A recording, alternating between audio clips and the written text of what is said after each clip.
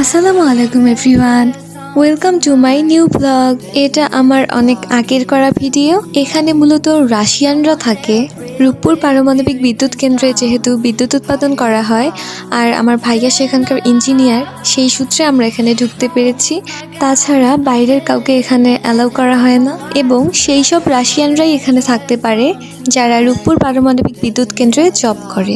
আমরা গিয়েছিলাম সন্ধ্যার দিকে, গিয়ে দেখি এখানে কিছু রাশিয়ান মেয়ে ছেলেরা শরীর চর্চা করছে। বিশাল এক জায়গা জুড়ে এই ভবনগুলো নির্মাণ করা হয়েছে। তাদের কালচার অনুযায়ী এখানে সবকিছু বিল্ড করা হয়েছে। এখানকার প্রতিটা ভবনই প্রায় 20 তলা। আমি যতক্ষণ এখানে ছিলাম তাদের কাউকেই কোনো প্রকার যানবাহনে উঠতে দেখিনি। এরা মূলত পায়ে হেঁটেই সবখানে যাতায়াত করতে পছন্দ করে। এখানে কয়েকটা রেস্টুরেন্টও ছিল যেখানে রাশিয়ানদের সব ধরনের খাবার পাওয়া যায়, কিন্তু রাত হয়ে যাওয়ায় আমাদের আর সেখানে যাওয়া হয়নি। আজ এ পর্যন্তই। Subscribe for more. টাটা।